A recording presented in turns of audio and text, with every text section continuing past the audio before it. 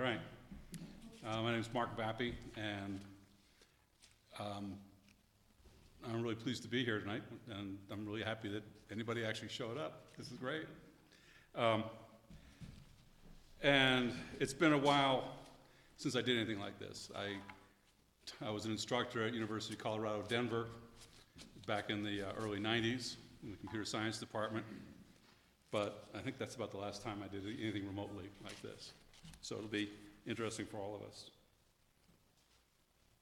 You get out this cool gadget that runs your hands here.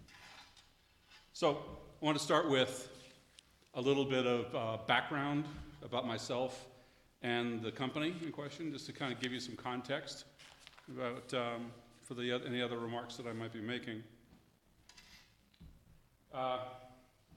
So this is my third or so career, if you will. I started out working in general construction, commercial construction, the kind of people, it was a company that put up large government buildings, university, dormitory towers, back in the day, which would have been the 70s and 80s, 60s, 70s, and 80s, putting up a $5 million, $10 million building was a lot of money.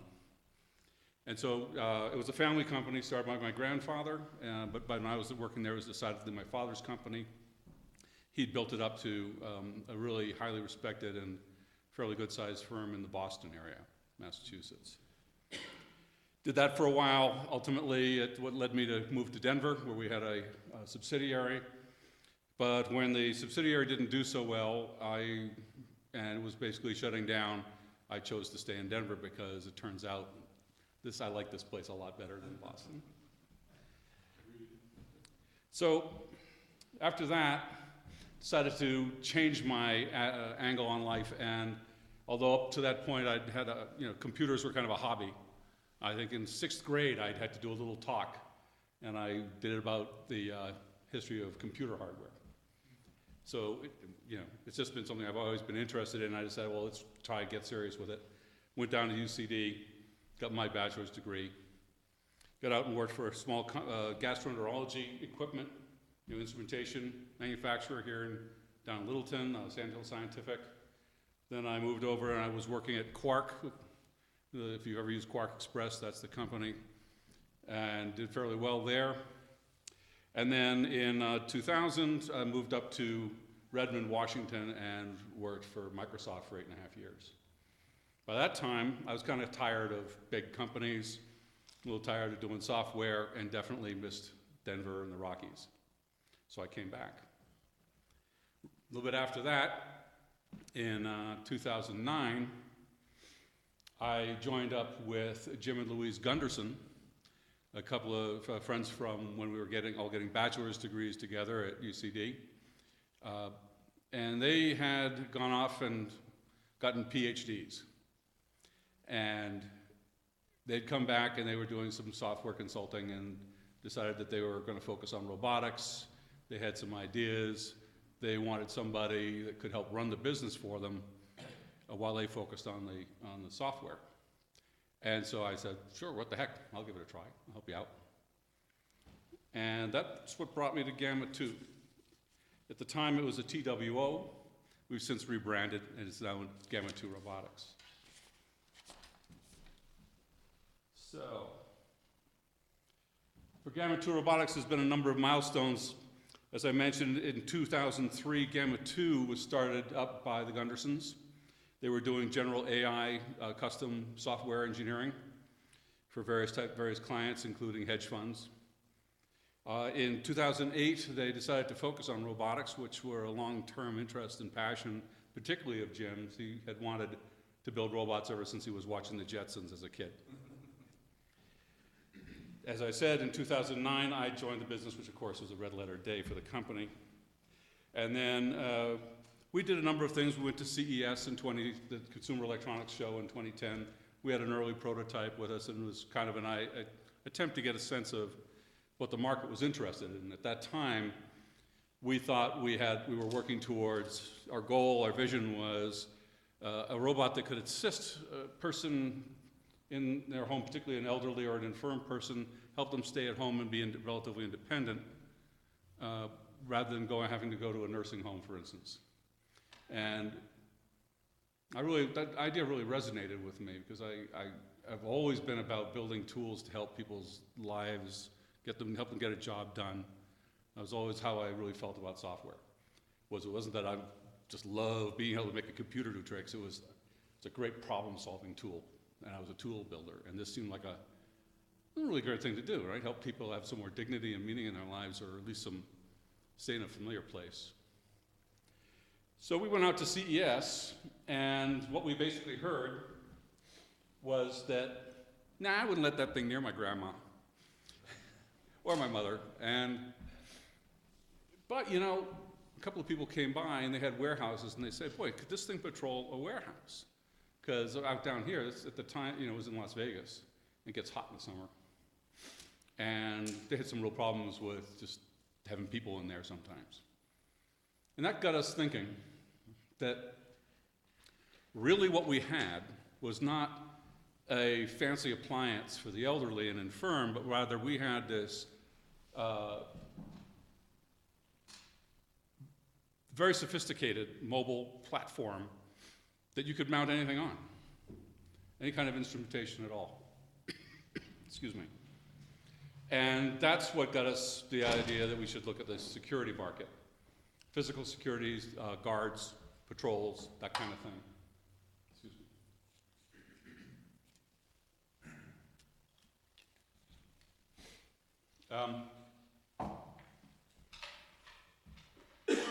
So we started investigating it. We went to a couple of cases of a trade show by the ASIS, which I think it was American Society of Industrial Security or something like that. Now, they actually abandoned the whole acronym, and now it's just ASIS International. And they are the largest security professional organization. It's not for companies, individuals join it, and these are security individuals. They have the largest trade show, and it's just huge. We went there, we talked to various guard companies, and increasingly it looked like they had pain points that we could address with our robot. So we just kept on pushing on that.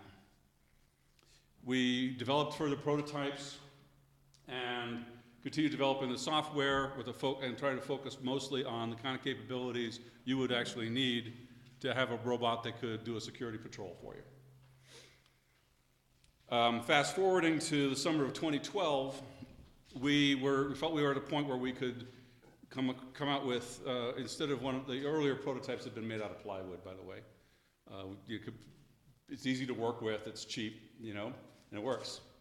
But we wanted something that looked more commercial to bring out to our first big show. We had a booth at this ASIS conference. And so we developed our first manufacturable prototype. And we hired an engineer, we had the CAD drawings, and it was made out of sheet metal and molded plastic parts, and it was the real deal, right? And so we brought that, and that was another major milestone.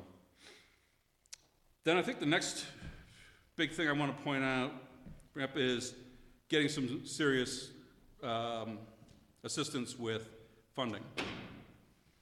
And we managed to connect through a series, like a friend of a friend type of a deal, with First Capital Business Development, they've spoken here in the past. And they brought a number of things to the party that really helped us get things rolling, resulting in a round of angel financing in 2014, and then just the beginning of this year, a Series A round. So I want to just share with you quickly some portraits of the robots. Here we have, this is Basil, who was the robot prototype that was in place when I started. It since kind of became a mascot, really, for the company. Right now it's in a crate, but we still have it. And every once in a while people just, oh, it's Basil here. It's got this terrible accent because it uses a open source text-to-speech generator. You can hardly understand what it says. But the basic shape, and this, by the way, is Louise Gunderson, The basic shape has remained the same.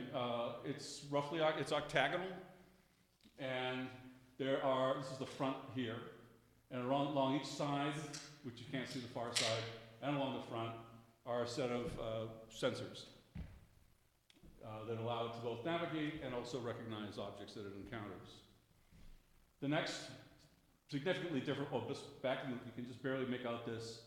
It was a Barbie Jeep that they converted to basically running under computer control, and they used to run it around in City Park, I think it was, to experiment with that. Nobody ever bothered them. They claimed it's because they had a pink Barbie Jeep, and who would be threatened by that. There they are with Vigilus Prime. This is the first one that I personally built. He was white, but we gave him this black skin job to go out to a defense contractors convention or show that we got in on in San Diego in 2013. No, yeah, I think it was 2013. This is Jim Gunderson, Louise again. Again, as you can see, it stands about 4 feet tall. By this time, we'd added a security camera, point, pan, tilt, zoom on the top. We still have the sonars along the side and along the front. So it's essentially the same robot, but styled up to be a little bit more imposing, a little bit bulkier. You know, we were thinking, well, you know, if it's going to be a security robot, approach people, then, you know, we should have some gravitas, right? Then this one here, this is the manufacturable one. As you can see in this picture, we have 1, 2, 3, 4 robots that are finished in the sort of standard. You can't really make it out, especially on this sort of off-white background. It's got a blue base, white top. They got the camera on the top, and again, you have the 3 columns of sonar sensors and a few other sensors built in and around in here. In the back here was a robot that we had tricked out. It's got this big arm and everything sticking out on it. We had a special project. Didn't quite work out, but you try these things. So those are the robots. One of the reasons I chose this particular picture is it kind of underscores the fact that we could make lots of these if we wanted. We knew how to do it. Not mass production, because it wasn't that, you know, not quite at mass production, but we could make a lot of robots. Money. Gotta have money to do all this stuff, right? The company for many years was self-funded, first by Jim and Louise, and then after I came along, I started chipping in. And that only takes you so far, unless you're extremely wealthy already, and this is just something you're doing. And so, but during that period, after we felt we had something that was the basis of a business, and here we, I mean mostly Jim and Louise, and mostly Jim. He's a very good public speaker. He's got a real talent for that. And we just brought the pitch deck and the robot. Most of the time it was Basel, to any number of places, any venue that they could find, including the Rocky Mountain Venture. What is it? They are? Yeah. Did a pitch there. There was a thing up in Boulder. There were all sorts of places, and basically anyone that would let us, would listen, we'd give the pitch to. And we got a lot of expressions of interest, but, the ultimate test is when somebody signs the front of a check, right? And we never could quite get to that point. So finally, through, as I mentioned before, we managed to hook up, I'll come back to that thought that just crossed my mind. We managed to hook up with First Capital, and they brought both connections and credibility and also some additional management expertise to our situation. And really, we needed all 3 of those. As a result, we actually started getting some money in. We got a round of angel financing during 2014, and as I said, we got the Series A that closed at the end of March of this year. So that's kind of history, how we got here. And as I say, experience is the best teacher. As you may have noticed from that earlier slide deck where I talked about my experiences in employment, you'll notice none of those was a startup. They're all existing except Sandhill, which was had been operating in startup mode for I don't know, a decade anyway. These were all established companies. So I learned a little bit about how business works, but I was never at the center of it. I wasn't the person making all the financial decisions. I was on the tree of the business, I might be a leaf, a twig. I was occasionally like a minor branch, but not really central.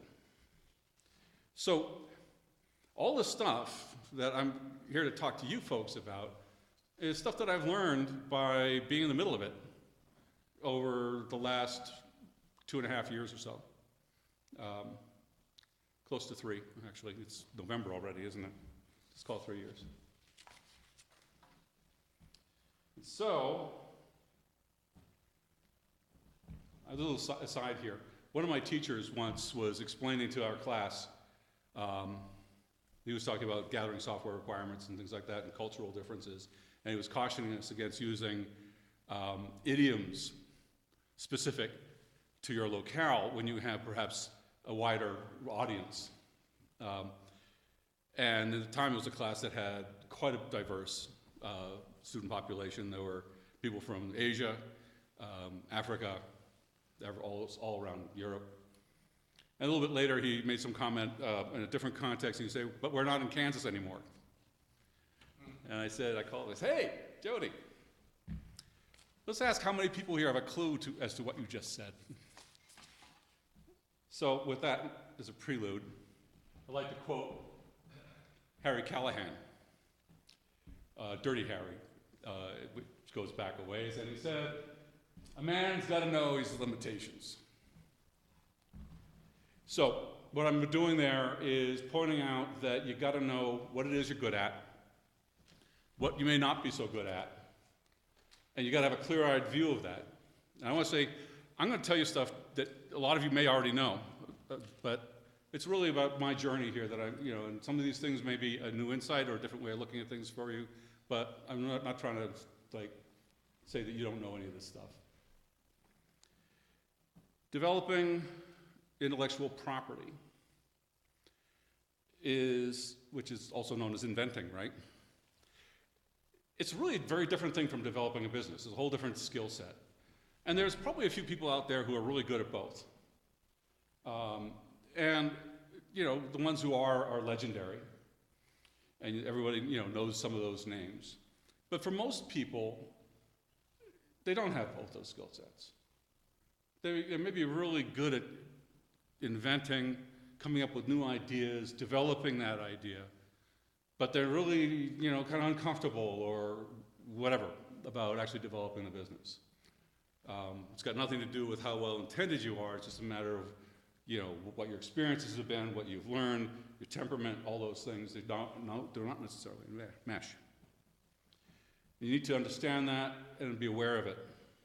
So you need to know what you're good at, and you need to hire the rest of the talent that you need, if at all possible. Obviously, there's times when you're a one-man band, and that's the best you can do for a while. But if you really want to start growing that business, you have to have the full skill set that you need to grow that business.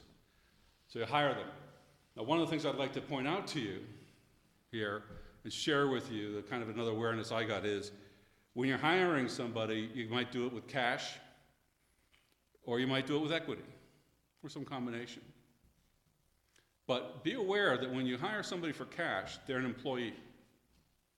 When you hire them for equity, whether you like it or not, they're a partner. And that's how they're going to think of themselves. And you need to understand that right from the get-go, because ultimately, if you don't get that, and you've been paying somebody in stock, and they think they're owner of the business and a partner, and you think they're a hired hand, you're going to have a clash. Something to think about. So, as is probably stating the obvious again, there's basically 2 ways you can build a business. You can bootstrap it with revenue. Basically, you start selling something on the corner, you make some money, you take what you've saved and what your profit is, and you get a bigger cart, and then you get a truck, and then you get a storefront, and then you have a business empire, and you've grown it all the way through retained earnings. Basically, you're making money, and you're plowing it back into the business, growing the business. You're never dependent on anyone else's money. You own the whole shebang. And I think that's kind of a dream that many of us have, especially if we think people who have a bright idea, it's a great idea, you just know it's going to take off, and you also know that you can you can make it work. And sometimes you can, and that's terrific. But it can take a long, long time to do it that way. It's a very time-consuming way to do it, and you're always at risk, too, because all you need is, you've got your great cart there, and there's an accident, some car plows through it. Now, your business is in pieces. The other way to do it is other people's money. That's what the OPM is. Yeah? Yes, sir. Can you give us an example like equity versus hiring an employee? Oh, yeah. When I started, the company had very little spare cash. So I got 12% of the company in exchange for my labor. And as such, and that was my only compensation. And then later, that grew. At this point, I am the second largest individual shareholder in the company for one reason or another, partly due to that funding that I contributed early on. Another example would be if you hire a sales manager and you've got enough revenue, and maybe you're giving that sales manager commission, but you give them a cash paycheck, 40 grand a year, and 10% commission, something like that. And that's all they're getting. And they're going to go bust their selves and work hard to get that commission. And when they've done it, they feel they did a good day's work and they got a good day's pay. But, and their relationship with the company is as an employee. Does that kind of answer the question? Okay. So we launch with other people's money. We go looking for investors. The advantage to that can be you can get a lot of money at once. You can very quickly ramp up the business. You can hire a bunch of people that you need. So let's talk about that. You want investors? You need help. First step, get an attorney. We lucked into one at a wine tasting. Turns out he's quite expert in securities law, and he did his best to help us in spite of ourselves. I can tell you from my personal perspective, securities law, probably like any other specialty corner of the law, it's very complex and seemingly arbitrary. I felt at times that logic didn't apply. But it doesn't matter because the SEC has its rules and you're going to live by them.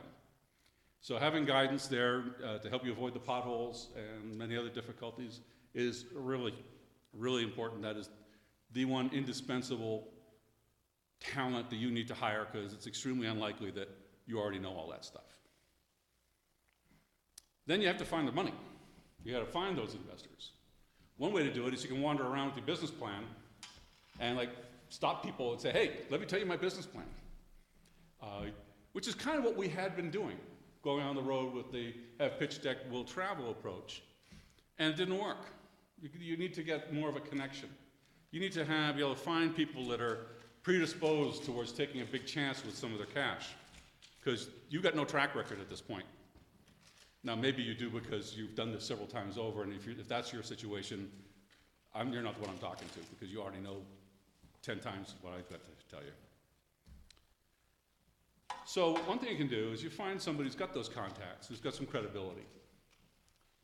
Maybe you take that person on and make them your chief financial officer or your CEO, and you get them on board. You're probably going to have to give them some equity because you probably can't afford what somebody like that costs. And the reason they're doing it with you is they're looking for a bigger payoff at some point. And that can really work well. But even better can be finding some sort of business incubator or business accelerator team that not only has all the people with the contacts and some credibility, they've been doing this for a while. And they've got people that they go to who know from experience that, some of these guys, some of these projects that these guys bring to them actually pay off. And so they're predisposed to listen to it, maybe, give them a piece of their money. The angel investors is what I'm talking about right now, so-called. The other thing that these people will do for you, these kind of companies, is they'll provide you some management support and help fill in those gaps that you have. Gamma 2 at this point had 5 people, and we were working in this one little loft, stepping on each other. And we didn't have anybody with startup management experience to speak of. And basically we had, some gaps to fill, and we were all overextended. And so that's when, we actually hooked up with First Capital, and they provided a bunch of these services, including helping us build do the basic nuts and bolts of going out there for a private offering, when there's quite a few nuts and bolts in one of those things. So, you got all your pieces together, you got your brilliant idea, and you've got somebody to help you go find money, and you've got an attorney to keep you out of trouble.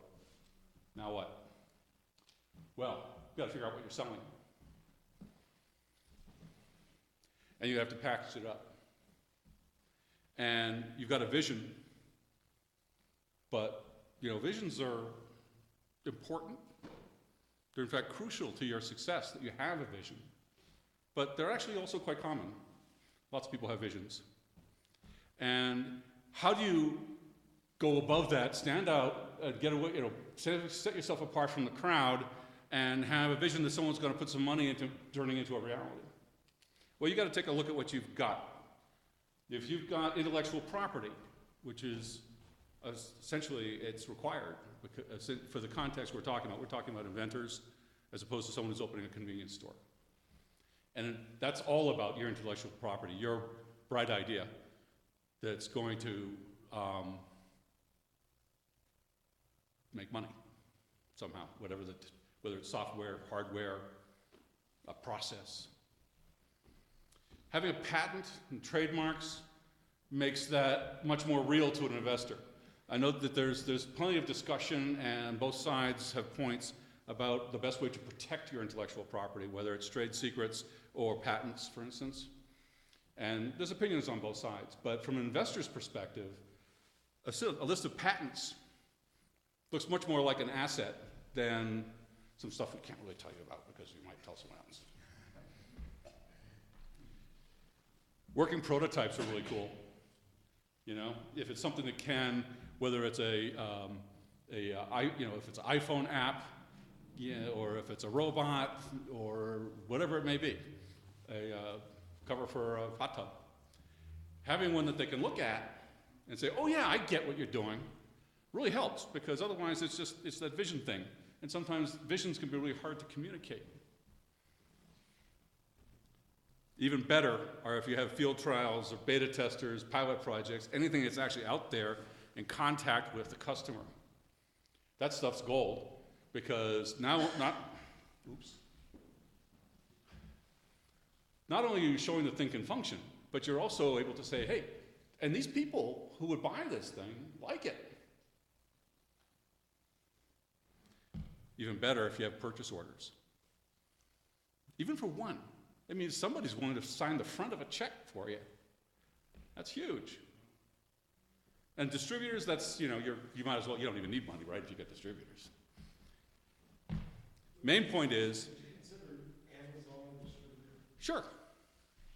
It's, but everything is on a scale, right? If I've got if I've got an exclusive deal with Tiger Direct or something like that for my newfangled computer that I'm trying to put out there, maybe that's a little bit more potent than if I've got a storefront at Amazon that I've paid them for and they let me hang around, like eBay or something. So what you're doing here is you're dealing with objective or at least third-party expressions of confidence in your business as opposed to your idea, okay? And the more concrete you have in terms of purchase orders or exclusive deals where they have a performance requirement, Like early on, we got a deal with a distributor, and it said, hey, you can carry the robots for us. Then they say, great. But there's no performance requirement, okay? So it's not like they actually had to sell 10 of them a year in order to keep that permission, but it also wasn't exclusive. So that's less impressive than if they said, hey, we're gonna buy 50 robots a year from you people, guaranteed, and it's gonna be up to us to sell them. That's an expression of confidence, okay? And likewise, if you've gotten to that point, you may not need the investors, unless you really want to go really large, really fast, which is another thing that happens. Main point is it a business? Is this thing you've got, is it a business or a hobby? If you want to get money from investors, it better be a business. So, what do investors want? Easy, just one thing, a return on capital. Nothing mysterious there. They're investors, not donors. If they didn't need a return on capital, they'd be donors. And it'd be great to have them, but they're investors because you're trying to sell them on your business. They expect a plausible business plan. No business plan is perfect, none of them are certain, but you want a certain plausibility. It can't be just like a total fantasy. It has to have some roots. You've got to be believable. If you say, oh, I'm going to go capture 100% of the guard market in 2 years, they're going to look at that and say, you probably have been smoking something. If we say, hey, we're going to go capture 1% of a $10 billion market, well, you know, maybe they can do that. And gee, what's that, 100 million? It's not too bad. Maybe there's some business there. In order to carry out that business plan, they're going to want to see some competent management, preferably, almost certainly with a track record of getting a startup up and running and actually getting it to deliver on that business plan. Another interesting thing that's actually come up fairly recently for us, from feedback as we've been looking around and doing some fundraising, is they want to make sure you're raising enough money.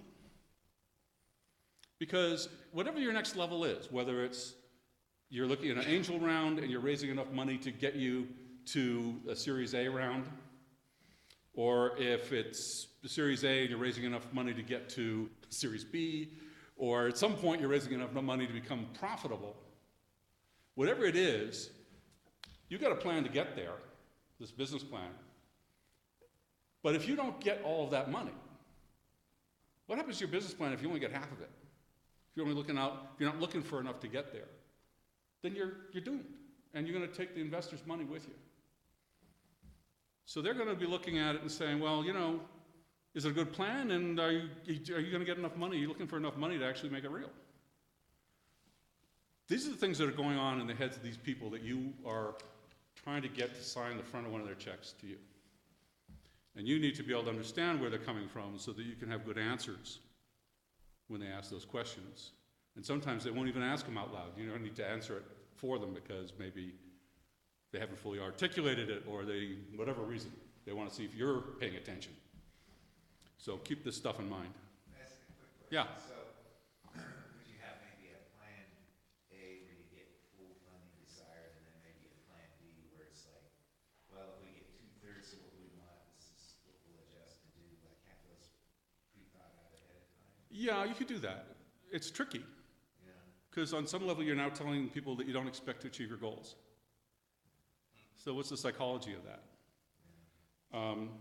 Maybe you have a plan B, but you don't tell anybody about it. Or maybe there's something else that goes on where you know, in some cases, if you really are kind of on the fringes, maybe you do this thing like some of these Kickstarter things where if you don't reach the goal, all the money goes back.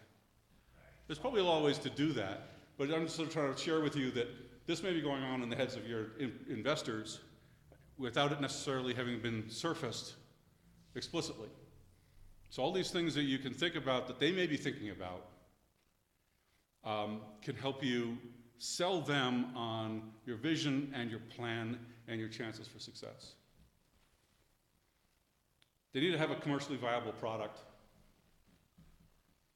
all right? That seems like a no-brainer, but it's really easy to get lost in the potential of your idea and your prototypes. And it's very easy, particularly if sometimes you start off trying to prove something can be done. And you kind of get caught in that idea, that you can prove that something can be done.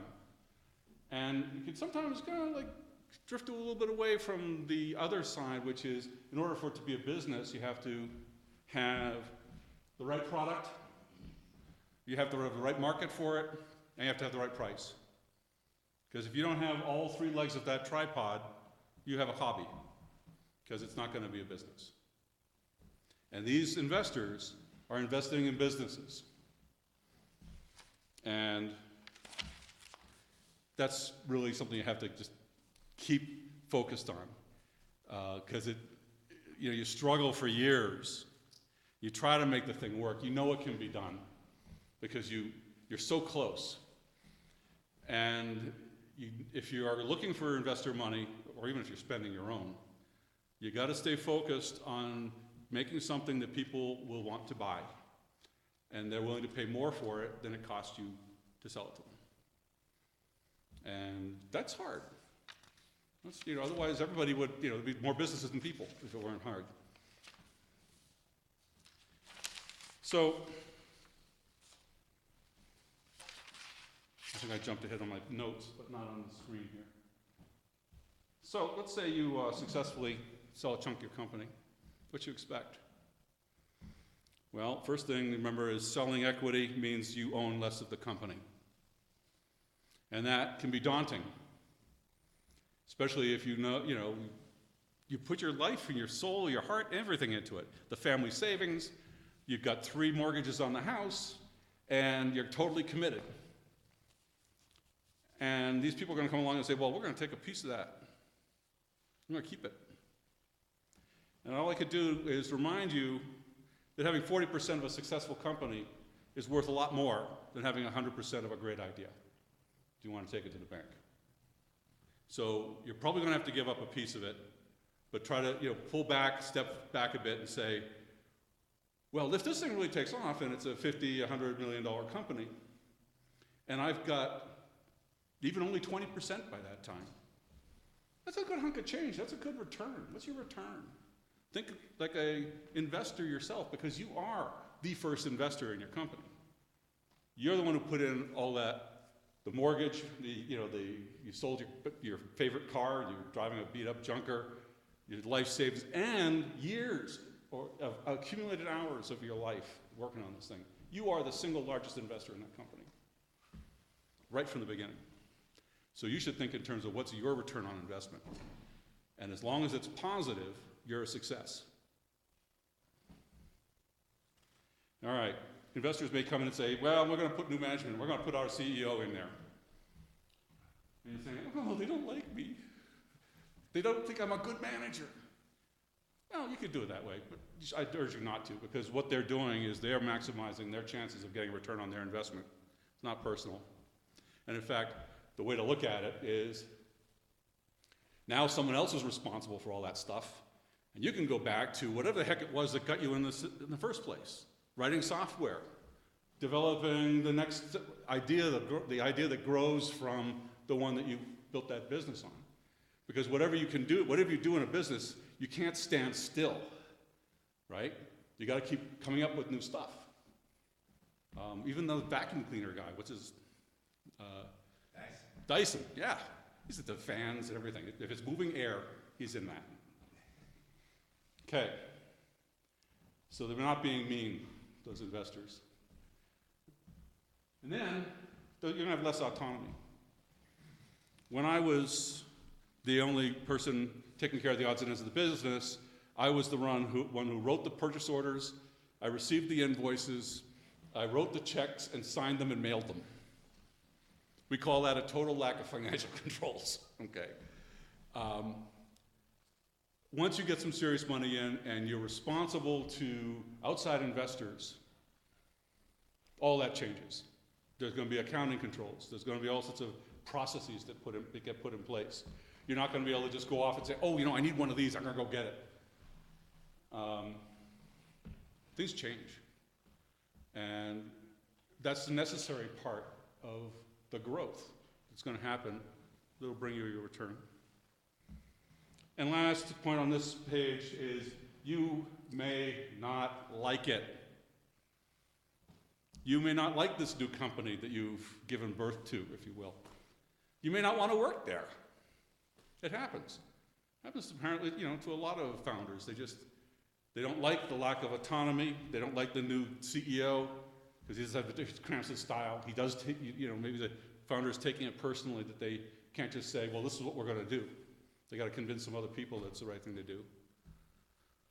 And sometimes they just move on because they feel like they just don't like it. And they're still an investor. They're still the single biggest investor. They still have their piece of the company. And they can go off and start another one. And if you've handed this thing off to good, competent management, the company will grow, there will be a liquidity event, and you'll still get your return. So don't sweat it. That's just kind of a side note. So, all that being said, here's the question. If I knew then what I know now, would I still do it?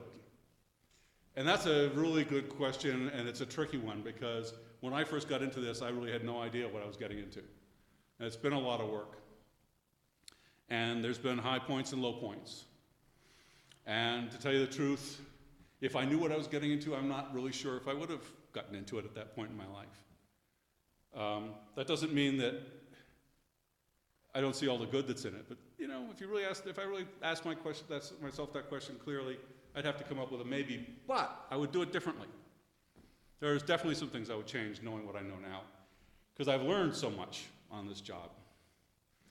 One is I would put a much stronger emphasis. I would work much harder to get us some early customer experience as soon as possible, even expecting that it would be a total disaster in terms of the performance of the robot.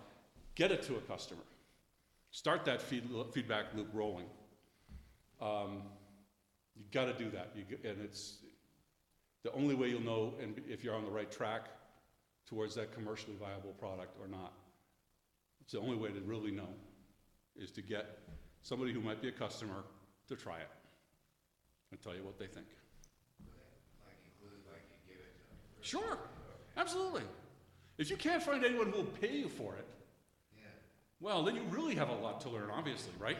And so you give it to somebody and say, please, will you help me develop this thing and make it better by using it and giving me feedback?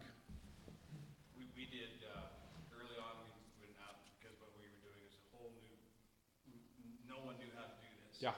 We would go to the customer and say, here's what we need. We know you have the bears are eating your cover and the snow and the deer and all that stuff. Here's our idea, first grab it. If it ever fails, we'll replace it. Yes. And we've been doing that from day one, and we've had to replace a couple hundred of them probably. Out of how many? Maybe It's a small percentage. 1,500 maybe. Yeah. Yeah. Excellent. Yeah. And we're now the customers are saying, we love it when you replace it because it got better. Every step is better. And we're not needing to replace them now. We have some old ones that are still out there. Yeah. They'll eventually raise their ugly head, but we'll just 100% replace it, and that grows the word of mouth. That's excellent, because that's really, really powerful message to the customer that you're committed to their satisfaction in a very real way. And that's a great, thank you for that story. Without having us to spend more money, well, it's a little bit of cost, but. It's a cost, but maybe that's what you got to do whatever it takes to get it out there so that people can buy it. Well, what it does, it puts it out there so it can be tested. It's Yeah. real life testing. Exactly. And we see what failed. I don't know how you make it bear-proof, but maybe you just make it taste bad to bears. Actually did, make it taste different. There you go. Excellent. That's exactly right. Nice. Thank you. Let me just finish the last two bullets, and I'm almost done here. Another thing is the whole trade show circuit. Every one of those things costs about 20 grand. You know that, right? You got several people, you got a booth, you gotta transport the goods.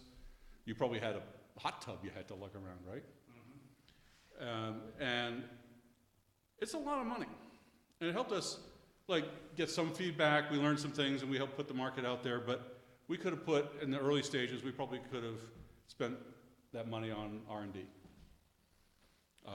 And gotten more use out of it. We started the trade show circuit a little bit later after we'd been out to some customers, perhaps. This is my 2020 hindsight, by the way, just to be clear. Do you think maybe having the product more finalized before you came out with it? Yeah. The trade shows? Yeah, I do. But again, this is 2020 hindsight, right?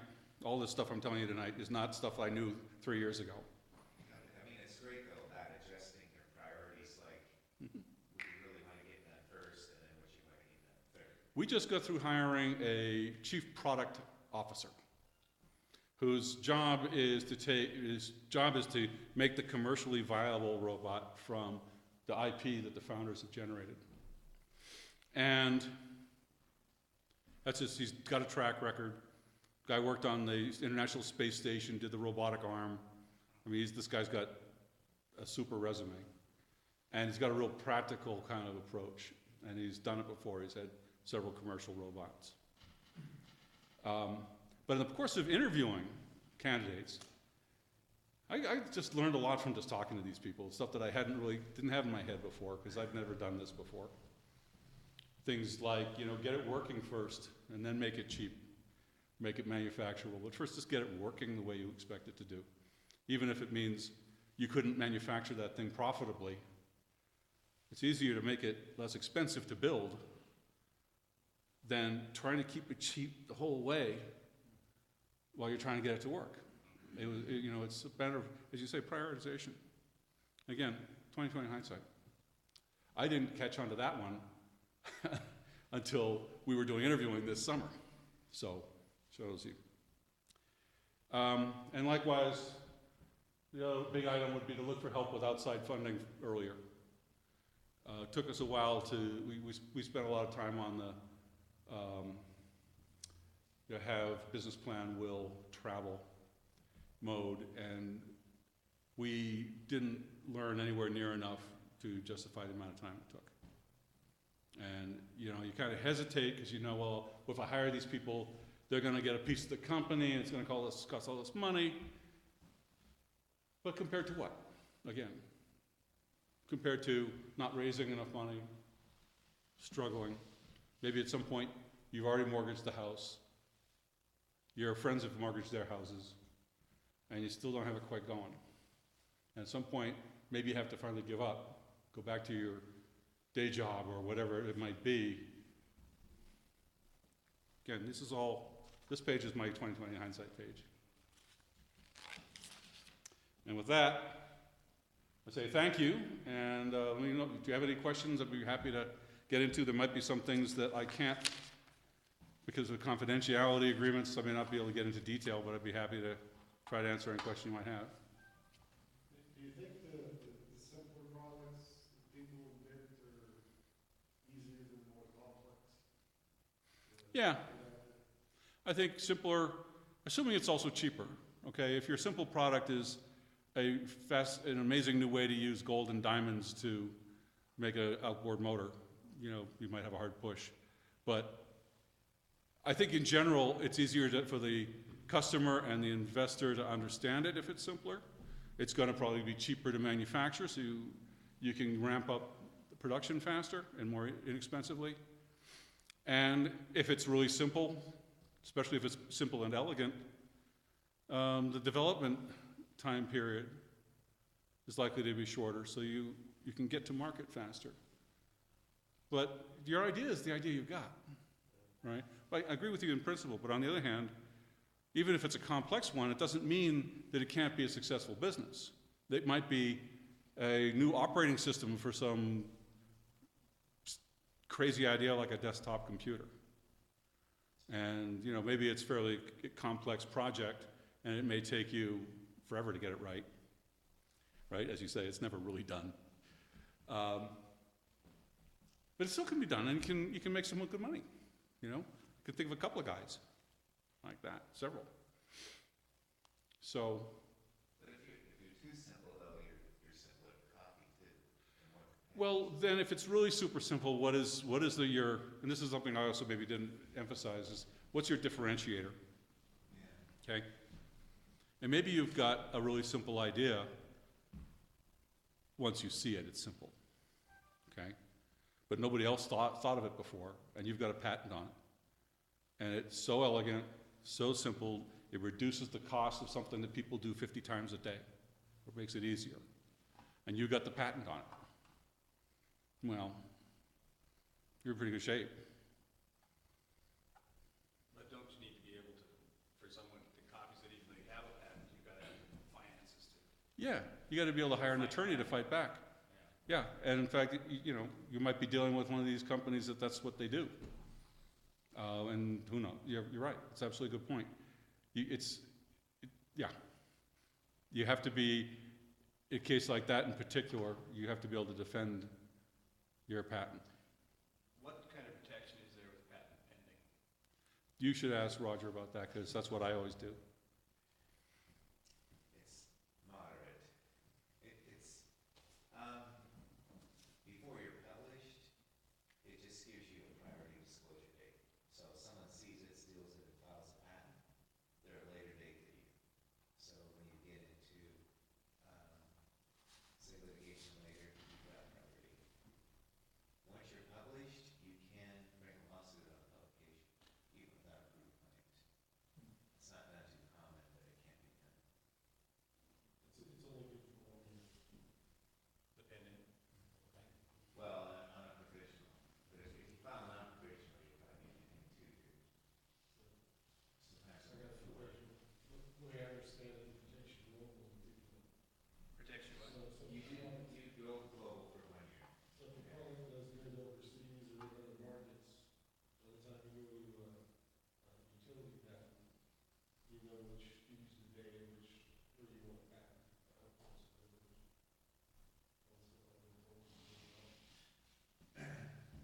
So my big question is, you said, I wonder, we should have sought money sooner or funding. So if we go back on the timeline, is it like whether your product is more embryonic and not like finalized? Is that still gonna work okay with investors, like you say, we don't have this totaled out, but you're still like working on getting the funding? Yeah, Like that, or- no, that's a good point. And I think that that was kind of a very personal, for me, reaction, because we had, you've probably heard of the 80-20 rule. And, where you basically get 80% of the result for 20% of the effort. And then, but conversely, that last 20% is gonna take you the 80% of the effort total. And, maybe somewhere, that's just a rule of thumb, obviously, it's not precision. So maybe somewhere around there, where you have something that kind of works, mostly works. And, that's maybe a point where you go out to some angels. Because you need to, at that point, maybe hire some people, get some built, find some customers that you can get one to, and, start that next phase, which may require employees. Because as long as you're doing it yourself, you don't need employees, you're using your spare time. So you could work like the initial customer experience with the initial funding Yeah. seeking. And I think that maybe that's one of the things that these incubator outfits are good for. I'm not sure. So, like I said, that was kind of my impressions and my 2020 hindsight. And, it may not, if we'd done it that way, I would have probably had a different, I may have said, wow, we went way too soon. Because, there's always going to be something that you figure you did wrong, right? And until you've done it a few times, and then you can say, well, I tried it this way, I tried it that way. This is my first one. And I just looked at it, and I think that there was probably a good year there where, especially, I guess what I'm thinking is that period when we're doing the have pitch deck will travel, I think in retrospect, a lot of that was kind of, I'm not gonna say wasted, but non-optimally used time, because in the end it didn't work, And it's worked for reasons that we probably could have figured out, which was we didn't have the contacts, and we were just a sea of people. And I can tell you right now, if you've got software, an app, as opposed to anything with hardware in it, especially if it's high tech, there's people falling all over themselves to fund apps, app makers, from what I hear. It's very hot these days. But they look at something like a robot, well, you know, you have to have manufacturing, and you got stuff that breaks, and you can't just ship an update unless it's a software problem. You know, if the wheels are falling off your robots in the field, it's not like you can push an update down there, and then all of a sudden the wheels don't fall off anymore. You know, now you've got an engineering problem, physical engineering problem, and now you also have this thing about, well, we got a lot of wheels to replace. And we got customers that say, well, wait a minute, I bought this security robot so I could avoid having to hire an extra guard, or 2 or 3. But now your robot's broken and I have to hire them anyway. What good is that? And so, you know, I think that, I kind of got sidetracked there a little bit, but I think for us, again, in retrospect, we could, if we'd cut that phase short and started early, you know, looking for somebody who's had experience with that and had connections, I think we could have been a year ahead of the game from where we are now. That answer? Yeah, hi. What about angel investors, per se, as compared to like Kickstarter? What are the Okay. disadvantages? I'm kind of on thin ice here because I don't know that much about Kickstarter. But my understanding is this gets stepped back into the whole Jobs Act thing, which was the distinction that Kickstarter isn't really, you're not being an investor so much as a donor or a early adopter. They're making like a pre-purchase months ahead. Yeah. And with a lot of faith. And there's been reports in the media that a lot of the companies are having trouble delivering because they're running into production problems. Mhm. And they didn't get as much money as they needed. Yeah. And you know, the technology's got some issues and, you know, people are mad. And actually, I don't think they can do anything about it legally too much. And so people are, It's just a bad PR thing. yeah. Whereas with an angel investor, first thing you're doing is if you're going out for investors who aren't you,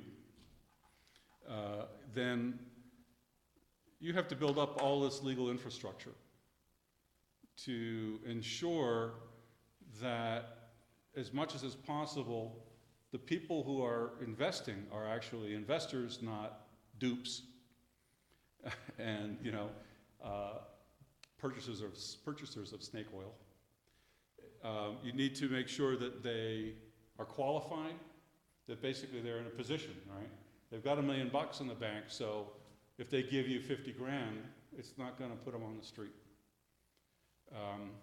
And there's a lot of disclaimers, and this is one of the reasons you need the attorney, and you also need people who've packaged up companies before to help you tune your business plan and make it really try to communicate effectively what it is that you're trying to do, because that's a little bit harder than it may seem. And so the angel investors know they're investors. They think of themselves as investors. You're approaching them within the context of the securities laws of the country in a way that, you know, is law-abiding and that kind of keeps everybody on the straight and narrow path. And they're probably putting in more than a typical Kickstarter because they're putting in $50,000 to $500,000 each, depending.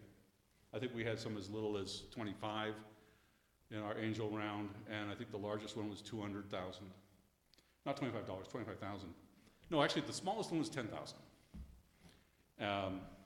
And the largest was 200. And it was pretty much everything in between. But still, that's more than you're going to be seeing typically in Kickstarter. Which also means there's a manageable number of them. Any suggestions of how to match your product with your investor? That's a good question.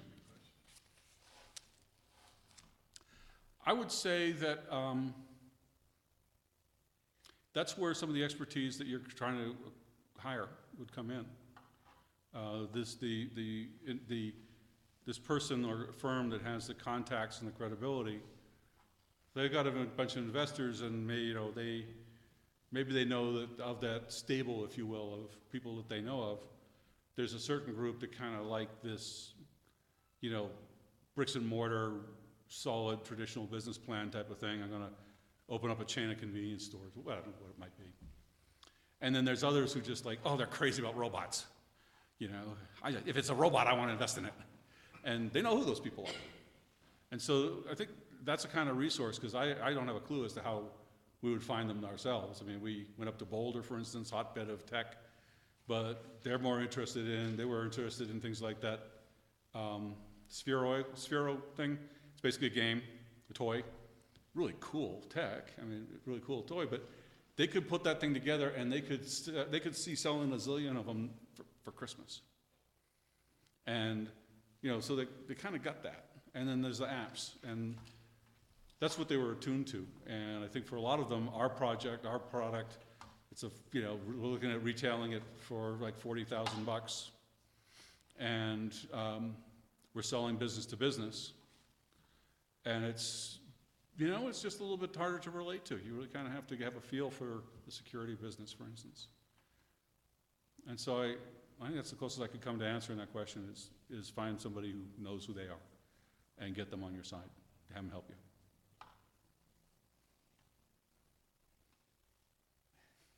How did you, on the subject of old investors versus new investors, Mm-hmm. how did you put that together? Did you create like new sets of shares? Oh, yeah, okay. Well, let's see. In the beginning, there was the common stock. And Jim and Louise owned all of it, and because they were the founders. And then when I came on board, they gave me a piece of it. And there was a woman named, another friend of theirs, Pam Geisar, who came on and was helping also with marketing and things like that, and she got a piece. Her situation was a little bit different from mine. I was in a position to be able to work for free, as it turned out, for a while. She wasn't, so she also got some cash. And then, about 3 years ago, we were starting to look around for, I'd been putting some money in. Jim and Louise had put in quite a bit. And we were looking for some more because we had ongoing expenses and starting to get tight. And we were looking at SBA loans, which sound great because they're backed by the federal government, and which means a bank is going to be able to take on more risk and give you a loan that otherwise they would not even touch. But the kicker is they have a lot of fees that go with that, and the banks, part of the rules are that everybody who's got more than, I don't know what it is, a 20% share of the company has to jointly and severally guarantee the entire loan. Personally, so you don't. Personally. Yeah, so your personal assets would be flat. Yes, exactly. And it's jointly and severally, which means the bank's going to go after whoever the easiest one is, and you guys can sue each other to figure it out later, right? And boy, that seemed kind of crazy to me. And I had recently come into some cash, so again, I was in a position to sort of play banker. And I made a substantial investment at that point, and we implemented it as preferred stock. So now, preferred stock. And preferred stock basically in this case meant it looked an awful lot like a loan, but it was equity based because I got dividends, and preferred stockholders stands first in line if there's a liquidation of some sort, and if your business goes out, and whatever assets are there, preferred stock gets whole first, then the common stock. Actually, the first people to get whole are the debtors, if you're into bankruptcy. Hmm? Was that all done through an LLC? It was actually, at the time, it was a it started out as a sub S. And I actually ran by that vigilant robots thing. I didn't really explain it. And it was kind of it was a sideshow, so we could skip that for the minute. At this point, we had gone, by this time I was doing this, we were a regular corporation. not LLC or sub S or any of those things. It was just a plain regular Colorado corporation. And so preferred stock basically is first in line for equity. You did it through a stock purchase agreement then? Yes, it was a stock purchase agreement. We worked through this attorney that we met, and so now there were two classes of stock in the company. And then when we were doing the angel round, that was convertible notes. And so the way that worked was the investors would actually buy a promissory note that was earning interest at 8%. And the deal with the payoff was when we got the A round, they would get discounted participation in whatever it was that the A round turned out to be. So that was actually structured as debt. Okay, these were promissory notes. Did you guys have to pay like monthly payments on No, they were accruing interest, but there was no cash payment until some particular date in the future that I forget right now. But the intent of it was that when we got to the A round, this was basically to help us tide us over while we did the A round work and get that together. That's what the intent of that round was. We called it a bridge round. But that's also used to mean other things, so I didn't use that term earlier. So basically these were the in some sense the real risk takers, first real risk takers, because they were outsiders. I mean, I put in some money, and Louise and Jim put in money, but we were insiders, and we had, we were drinking the Kool-Aid on a daily basis, so, we had a totally distorted perception of what the risks were. And then we had these other guys on the outside who said, hey, that sounds like a great idea. I'll give you some money to help make that come true. And so basically the idea was that it would get us to the A round, and then they would participate but get a discounted price versus whatever the venture capitalists got. So we get the A round at the beginning of this year, and that was yet another class of preferred stock. And at that point, as part of that deal, I converted my type of preferred stock into the new type of preferred stock. And so now, technically on the book, there's three types of preferred stock. I mean, three types of stock, two types of preferred, one common. But we, according to all the documents and the instruments that created all this stuff, the company can't issue any more of my kind of preferred stock that I got 2013, and it can't reuse the stock that it collected when I converted. So essentially that line, that family tree is like cut off at a stump. But it still exists on the books.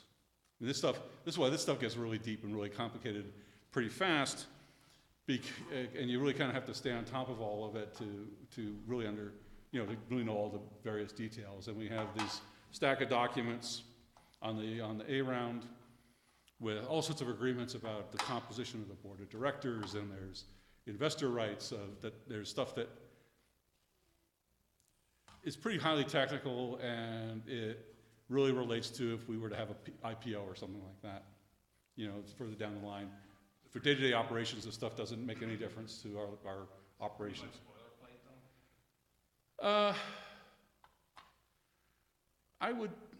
I would say that its origins were in standardized documents,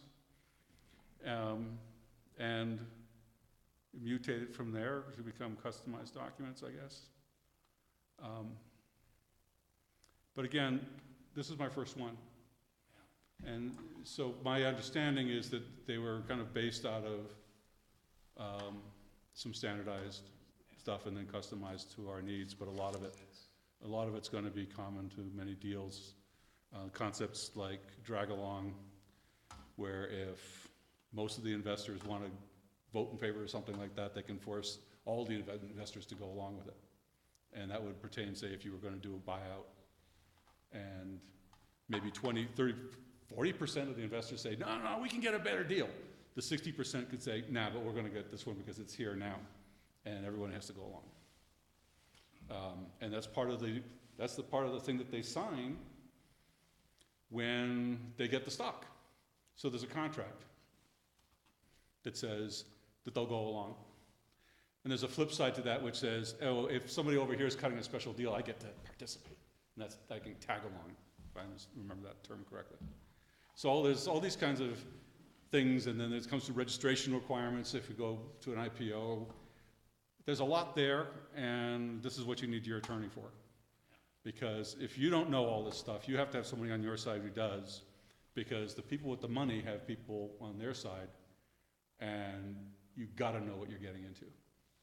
And even you can still have surprises later if you kind of suddenly realize that, oh, is that what that meant?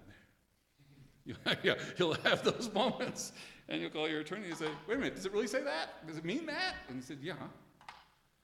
I told you that.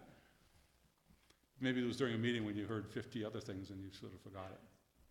So it's really important to have a good attorney who knows their stuff. So essentially, like your percentage ownership went down, but the value stayed constant when you add new investors Well, to the value of the company. let me put it this way.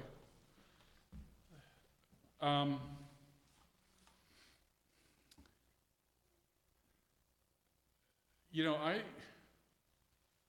owned close to 50% of the outstanding stock of the company at one point, all told, for an investment of something a little less than $500,000. So And- that would imply a value, But then after, so that implies that we had, there's a valuation of $1 million, right? Roughly speaking. Okay, and then we went into the bridge round with the valuation of something like $5 million. And then we went into the A round with an even larger valuation, pre-money, and came out of it with an even larger one.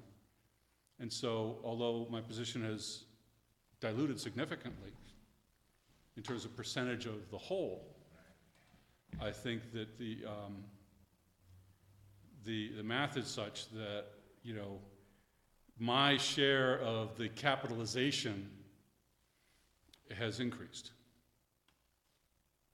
And that's the way you want it to happen. And of course, none of it means anything as long as it's still closely held and it's, not liquid. But what will matter is when the company's bought out or it goes to an IPO, and then that's when it all comes back. So both things are happening. You're getting your position diluted. You're owning less of the company, but if you're doing it right, the value, the implied value of the company is going up. And then all you have to do is make a profit and you're good. I was just wondering, let's say 5 years down the road, things go reasonably well. Company grows, sales grow, Mhm. profits grow. Is there anything in the agreements that says if you were to be offered so much per share, even though we're private, that there has to be a sellout? No, I don't think our deal has It's something just like that. an agreement of the majority of the investors.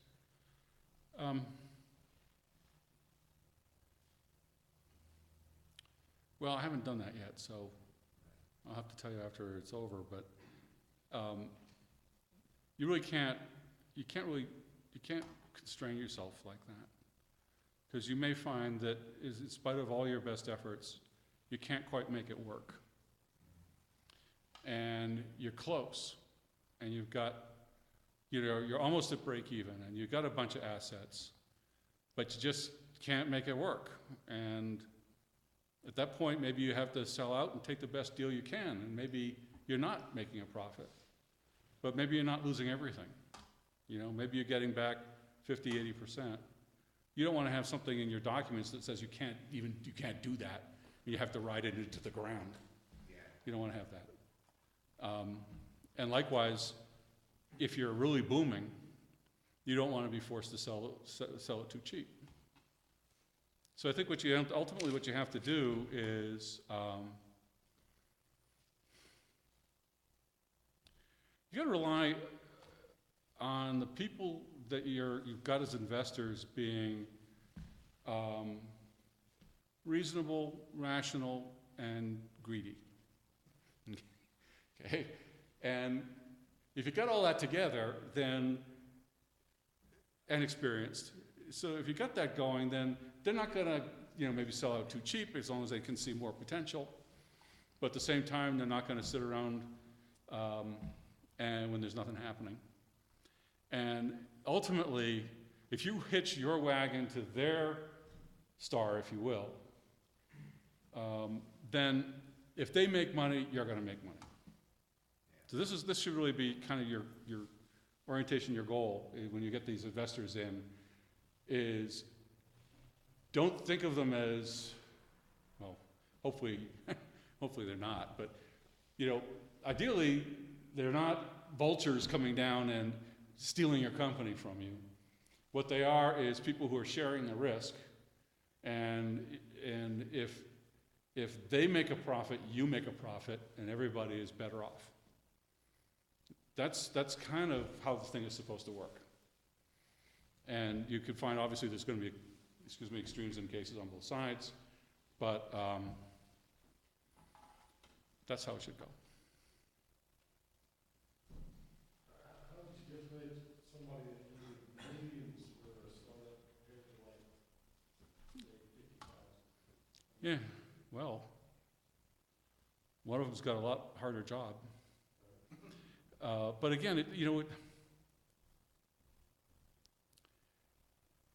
it's hard to make a generalization there, because maybe I'm a pure software startup, and I just need to hire an extra engineer and buy a couple computers. Maybe I need to buy a really hot computer because I've got a computationally intensive application that I'm going, but it's going to be doing big data, and I'm going to just blow the doors off of somebody. But to make that happen, maybe I only need 50 grand, 100 grand. Did you spend a lot of money in the, should have had to, focusing on patents and patent laws?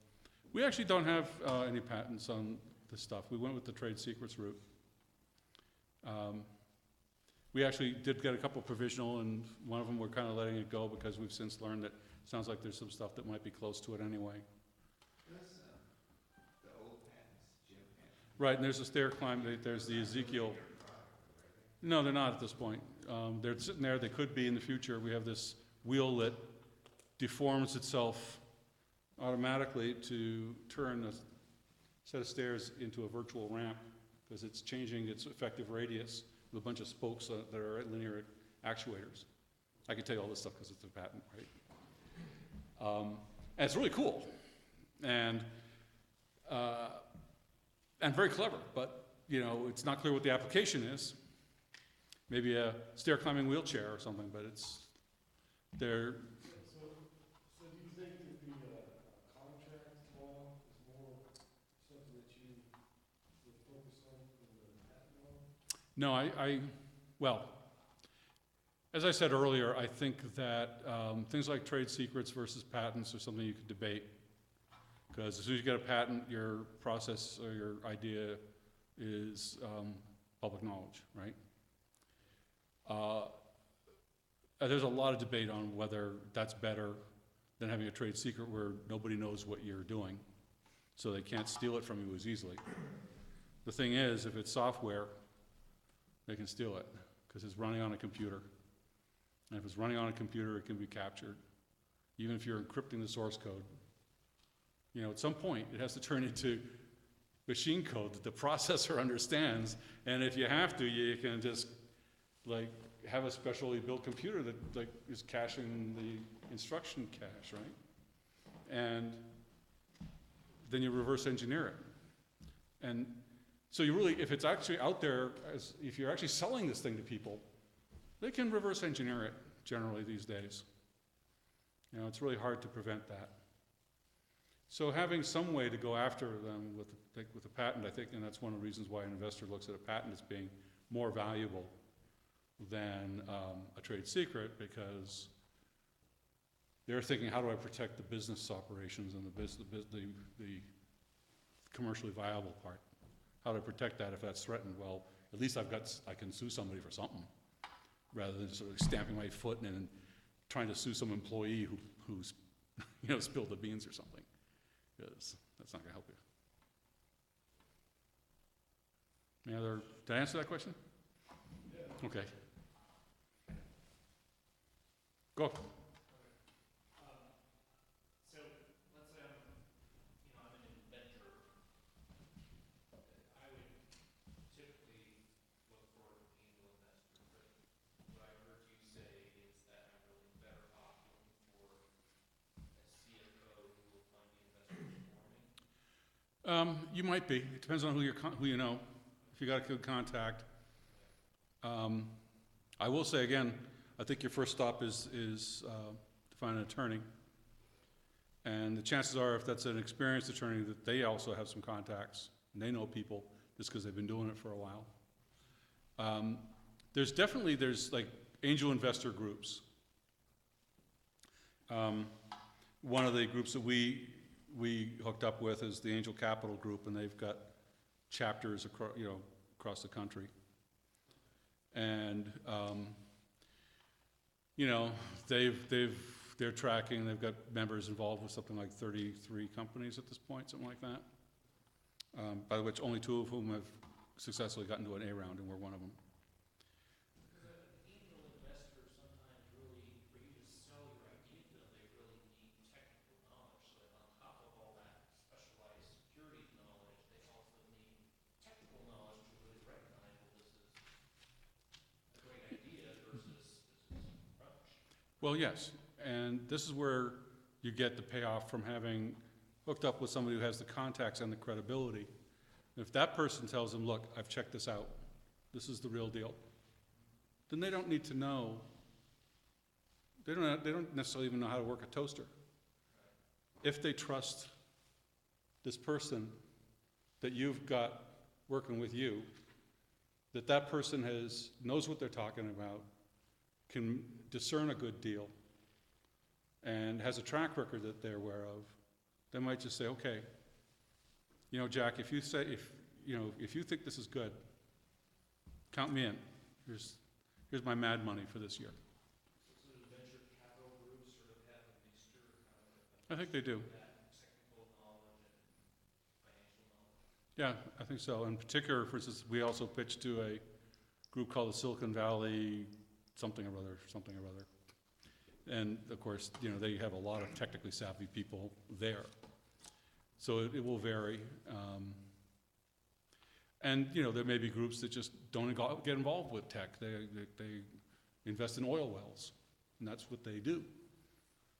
So again, I really came to believe that a big part of the exercise was finding the people who would be interested in investing in our company.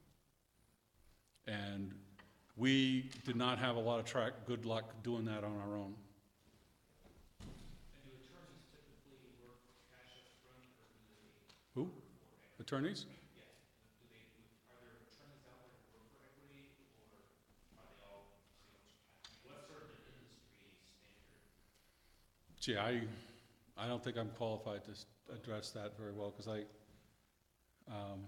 It is not unethical. okay, thank you, John. Equity in lieu of cash to represent someone. As long as you tell them that the best first thing is cash for hours investments. And you have to get it in writing, because the ethical rules that lawyers have, lawyers are skilled in the art of persuasion. Therefore, there's a belief that it's not equal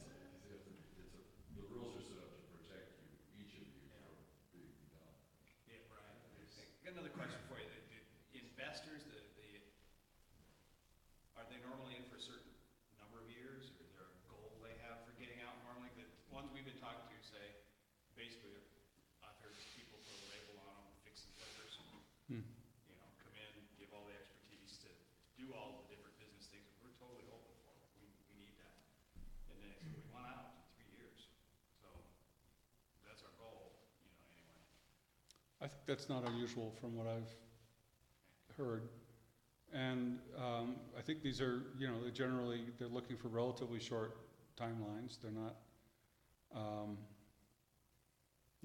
not making a 20-year investment or something like that for their retirement. They're running a business, basically. But there's goals, and then there's meeting those goals. And they're probably, when they act, and so yeah, it's not uncommon, but the actual timeline will actually depend on all those other factors.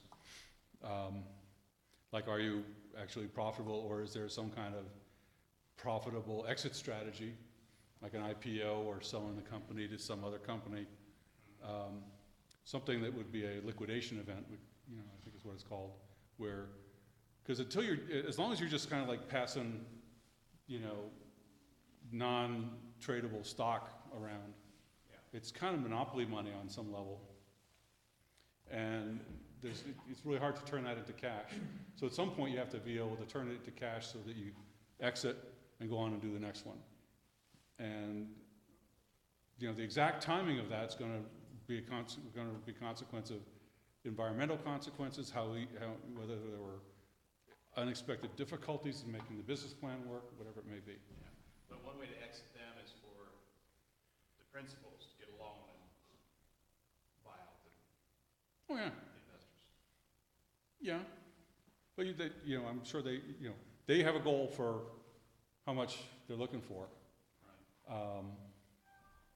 And I would say that in most cases, that would be a tough trick to pull off if they've got a sizable piece of the company, because they're going to be looking for a good profit. And you probably, unless something happened off to the side, like it turns out your uncle William Buffett just left you 50% of his estate, you might have a hard time actually making that happen. But as I say, your mileage may vary. I mean, every situation is going to be different.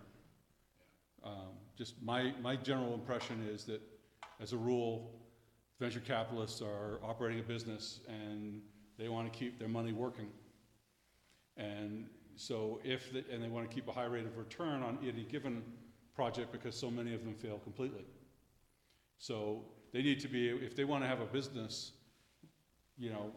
and say 3/4 of the deals they do end up being worth nothing, and they actually, lose money, then that 1/4 has really got to perform for them to be a sustainable business.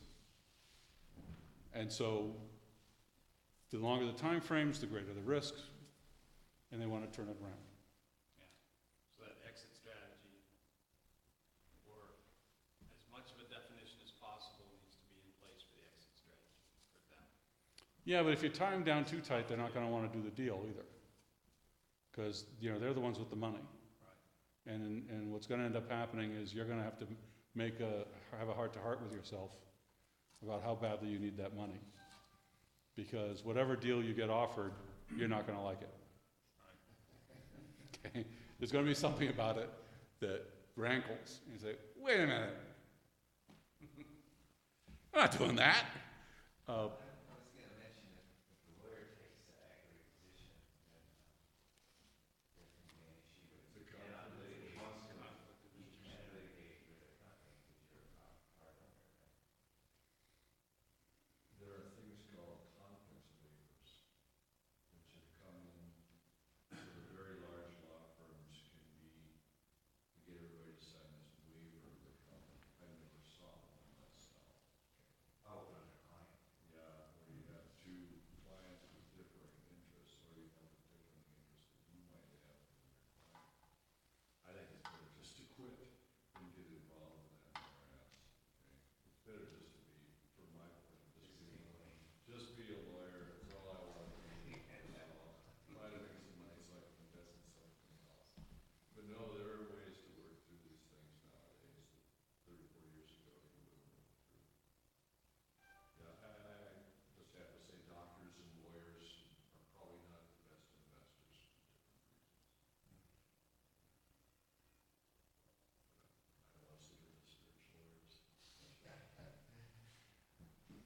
You had a question?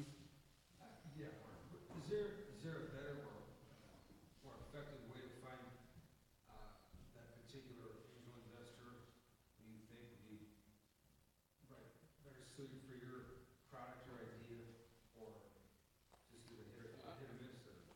Yeah,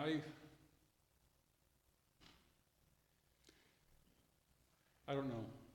I could tell you, my impression from having gone through this is that doing a bunch of dog and pony shows didn't seem to work all that well for us. Now, I hate to keep asking my question, but I'm so interested in this. Especially when I'm still answering his Like, question. there's two parts to that. Is it the content of the dog and pony show or who you were presenting to? You bet. Was it who you're presenting? I think it's both. Oh, Okay. Because they kind of have to be matched up to each other. But I think I keep coming back in my mind to, if you don't have the contacts in the investor world, then you can either find somebody who does somehow, and that person is probably not actually an angel investor themselves. You know, like First Capital is not an investor; they are a business advisor. They're like an intermediary. Yeah, well, they're advisors, they're consultants that help you craft your message and contact the people who are receptive to it. Or you can just, pound the bricks and hope you get lucky. You can certainly narrow it down if you've got a web app, some sort of, a phone app or something like that. You don't go hanging out at the Farm Bureau convention looking for people who invest in wheat futures. But on the other hand, there might be others that might, you go anywhere that might hang out for you, because that's what you got to do. Just like if you're selling stuff, you go to everybody who might be a customer and try to get them to buy your thing. So what I could see from the time we spent pounding the bricks, going everywhere that we could that seemed plausible, and the actual concrete results we got from that, versus, we had, basically the chain of events was, there was a business coach that our attorney knew, that he recommended it to us. And we were talking with that business coach, and the business coach said, hey, I know this guy who might be a good CEO for you. And we were talking to that guy. And although we didn't end up, and he had some contacts, so he was sort of, the idea was he would come in, bring management expertise, and also some contacts who were investors who might, so he was kind of going to bring some money with him. It didn't work out, but he had a friend who knew First Capital. And so that's how we found First Capital. And at the same time, we were also talking to another couple of guys who said, oh yeah, we can do this thing and this thing and this thing for you. And we're talking to all these people at once. And as the dust gradually settled, First Capital was the opportunity that was still there, looking plausible. And so, we gave him a shot, and it seems to be working out. And so, that's pretty hit and miss, right? I mean, what I just described was, it wasn't like, we expected to do this thing or that thing. And it's just the connection ended up happening, and, everything has to converge, because you have to be ready for the help that people are trying to give you when they try to give it to you. And if you're not, then it doesn't matter how much good they could do you. If you're not ready to take that in and do something with you, the opportunity can be lost. So it's, there's a certain element of chance involved in all of this. When you say ready, you mean like prepared Or psychologically ready, Maybe somebody comes to you and says, hey, here's a deal I could make for you. And you say, I'm not doing that. I'm not giving up that much of the company. And later, by the time you actually do a deal, you realize actually that wasn't so bad. It's just that, from your perspective at that time, it sounded outrageous, but maybe you were indulging in flights of fancy about what the thing was really worth to the outside market. And so all of this, all this is very intensely personal, because we're talking about individuals with their dreams and their visions trying to make a business grow and either have their impact on the world or make a bunch of dough, but it's people with their hopes and dreams. And their foibles and their attitudes and everything else like that. And somehow or other, you know, it kind of works sometimes. And it all comes together when it does, and then when it does come together for you, you know, you gotta be ready to move on it. It's like that old adage about opportunity knocking, right? If you're not home, it doesn't do you any good. Right.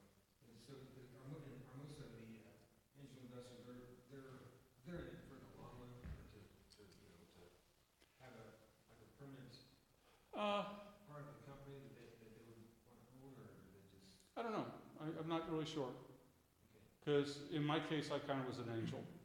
I wouldn't have characterized myself that way. But I guess in retrospect, you know, again, that's kind of what was going on. And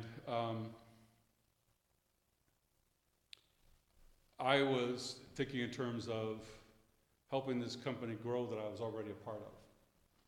And so, yeah, I wasn't looking for a quick turnaround. I was looking to be part of a company that would grow into something significant and do interesting stuff that I wanted to be part of. And it looked like I could facilitate that and help make it happen. So that was my perspective. Would you consider that a definition of an angel investor though, because you're, Don't know. you're part of it?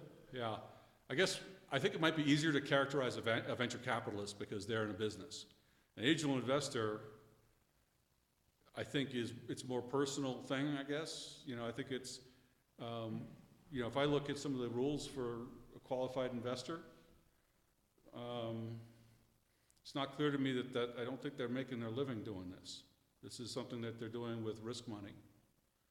And so it might be,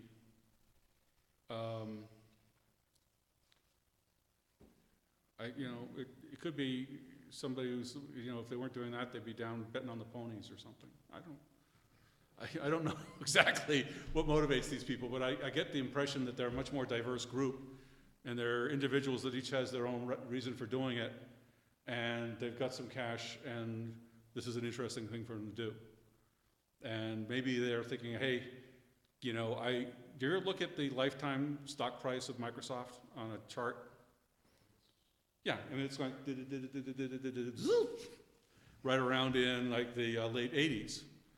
And if you're one of these guys,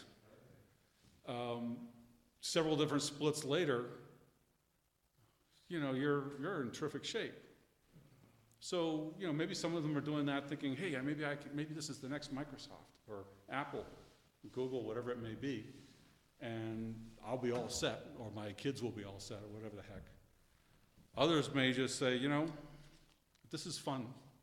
I like seeing these interesting companies, and I'd like to see them succeed.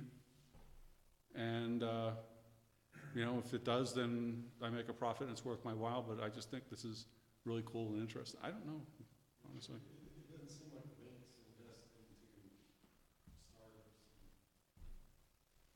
I'm sorry, what? It doesn't seem like banks invest in new startups. Oh, Gates. Is that what you said? Banks. Banks. Yeah, they don't, no, they make loans. And they get collateral. Yeah, that's their business. Except when they're putting together fancy packages. And, you know, busily bringing down the economy to its knees. But no, banks are a different kind of business.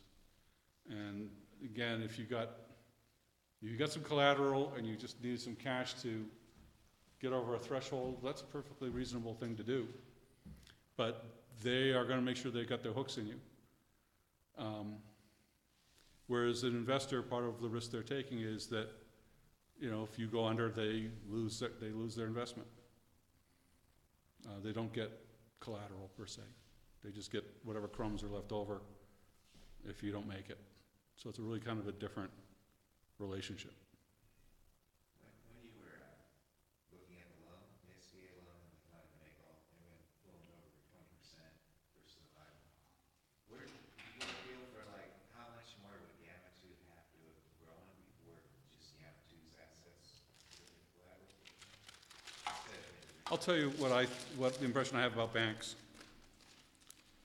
And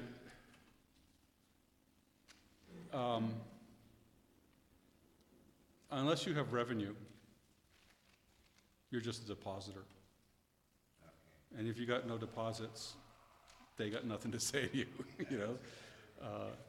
And the only reason they would even talk to you in the SBA situation is because the federal government is guaranteeing a big chunk of that loan. And so that reduces, They're not really even loaning on business, they're loaning on the selection of owners versus assets. right, yeah. So they're absolutely managing and mitigating their risk big time. To the point where it's really not an investment, it's just like, you know, it's a mortgage. It's like a mortgage, right? They're gonna give you a mortgage, and they're not gonna give you a mortgage for 150% of the value of your house at the time you buy it. It might later turn into that. But, you know, at the time that you make the deal with them, they're not, you know, they got collateral. Their expectation is that if you don't pay up, they can take the house and sell it and recover their money. And that's the basis they operate on. Of course, the benefit being, there's no ownership issues with that, Hmm. Which, with a loan. oh, right, you don't have to, You still yes. own on your company, you don't have to worry about So equity and all the only ownership is if you default on the loan, then they own your company. Yeah. And they might be willing to sell it back to you if you got the money. So, yeah, I mean, there's a different kind of risk.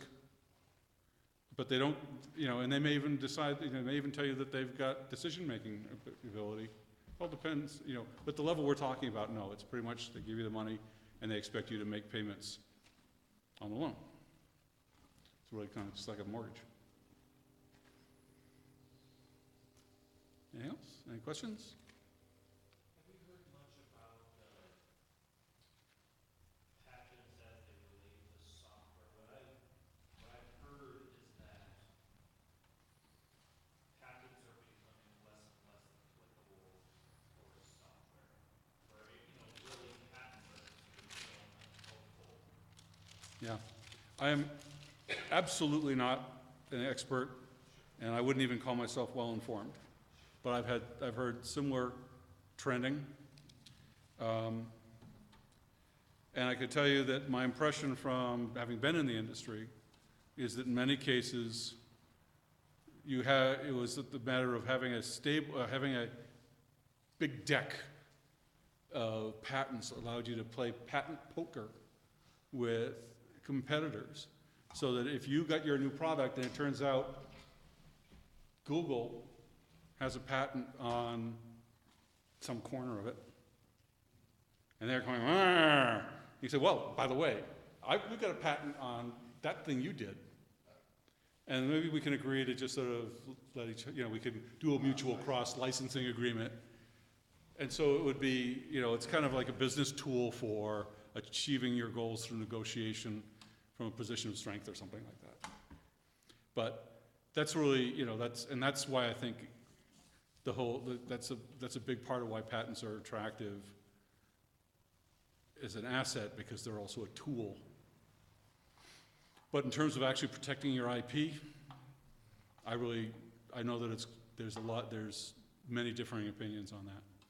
And I don't feel like I'm really keeping myself informed on that to be able to comment. Software it's difficult to patent, both for statutory subject matter and the novelty and non-obviousness. So, and the patent office, we do a double review of them because they got burnt by a lot of patents in the mid to late 90s Mhm. that were granted and probably shouldn't have. So the United States just started granting software patents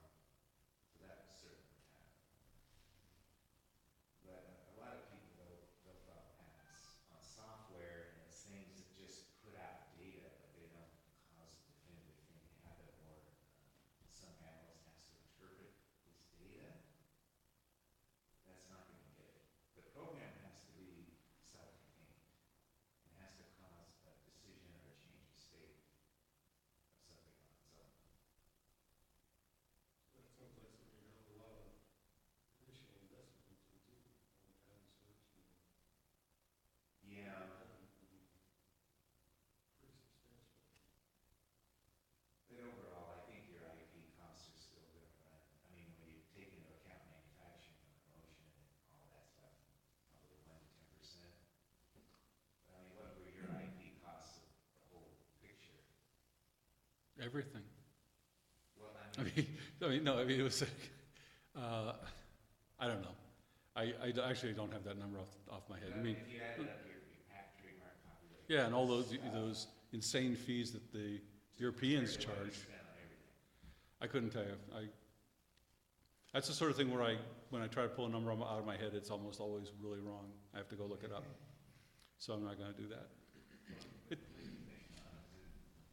What the IP As it goes cost on, compared to the whole budget of the company? it's very low. Yeah, 1 to 10%.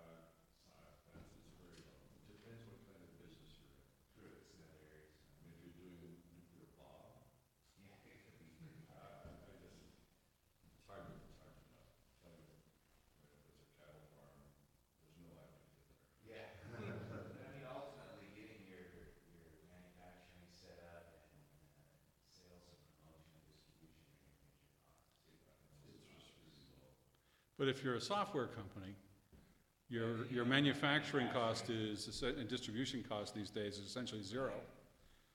Your marginal cost is essentially zero. Yeah. But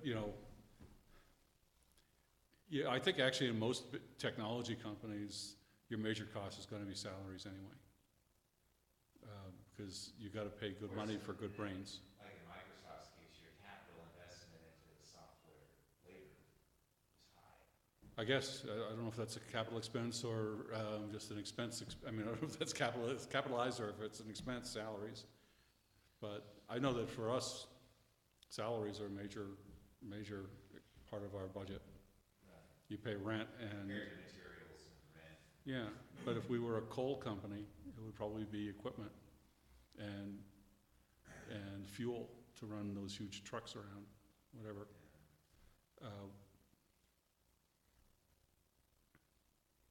But I think it's probably fair to say that in a technology company versus a more traditional industrial company, IP is probably a bigger factor. But still, the cost of developing IP, if you've been working on your project in your spare time for several years, unless you're valuing your time at zero, which you really shouldn't, that's a major investment at this point, right? And it's generally going to be that way. A technology company, you're going to spend most of your money on developing the IP. And I guess the point is that it costs relatively little compared to the cost of developing the IP to protect it by filing patents and things like that. Or ensuring you have policies and security on your network and your servers so that you're not accidentally posting your latest software to your YouTube or something, But it's really, it's ultimately, I've been in this business, since '92 or so, the technology business, one way or another. And, it really looks to me like it's really about the main cost is the salaries. Whether it's you're paying yourself and just not really, maybe you're not actually exchanging money with yourself, but still your time is worth something because there's something else you could have been doing, in theory. And so that's the big cost. And if you want to expand, we're talking about an architecture, for instance. You can't stand still. That's the main thing. The reason people are going to buy and license your architecture is that you're constantly improving it and working on it, and it's hooked to all this other great stuff that they get to take advantage of by licensing your stuff. And as soon as you stop expanding that, then your competition, who's going to be on your heels, will roll right over you. It's like if you're in a motorboat and you've been charging along and you kill the engine, that wake is still there and it's heading your way. And it's going to come get you. So you have to, and this is the dynamic, and this is how you protect your business, is you never stand still. You sure don't protect your business by sitting back and saying, well, I'll just sue any mother that gets close, because that's not going to work. Anyway, I think I'm getting a little punchy there. One last question, maybe? Yes, sir. What is the advantage of, say, licensing your product or your idea marketing as opposed to not licensing? Well, first of all, the goal is to make money from it. So you have to have some model where people pay you. And licensing is the gift that keeps on giving, okay? Licensing typically will be a recurring cost, depending on how you do it. Maybe it's a one-time cost. But you haven't actually, with a license, what's really interesting, if you ever read those things that you're supposed to check off as you're installing software, you haven't owned it, you haven't bought anything. You don't own anything, you're just, they're letting you use it for a while on their terms.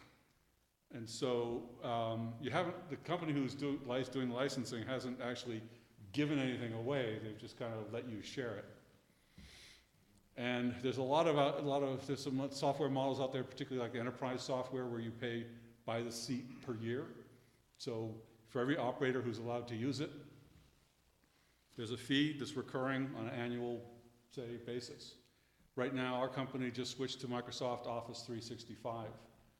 That means we're renting the Microsoft Office application suite and a piece of an Exchange server and some other stuff, a small business server. All that stuff which we could have licensed a single copy of and put on a piece of computer hardware in our own office, but we're paying them, I don't know what it is, I can't remember, it's something like some number of dollars a head per month. And at some point, if we keep doing, And no hardware. Exactly, except for the internet connection and the computers we already have. We don't have to get a bunch of dedicated hardware. We don't have to hire an IT guy who knows how to keep it running. And so it's, for our purposes at this time, it's an attractive deal. But if, yeah, automatically get the updates, which also means it changes out from under you unpredictably. But if we were a much larger company, and we had hundreds of engineers and salespeople and other creatives and business types and the non-creatives, it probably would make more economic sense for us to actually at that point have some permanent IT staff and maybe some servers or maybe we're renting some racks in a data center somewhere. I don't know. So at some point the scales tip because you're paying this little thing, and right now it makes sense to us because we can avoid that big investment. But if we just keep doing this for another few years, we'll have spent that much money. So right now, like I say, it makes a lot of sense while we're getting everything else going. But if we were a large company, it may not make that much sense at all.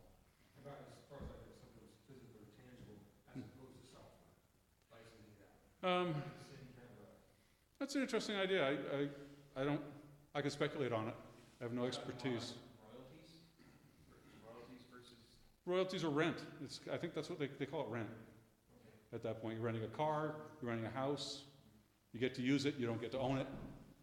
And when you're done with it, they still own it, and you've used it and paid them for using it. And so fundamentally, they use different vocabulary, but the underlying process is the same. Well, in the case of a royalty, you're getting paid for the sale of the property. Yeah, that's a good point. That's right. Well, you can go do that. Yep, no, that's a good point.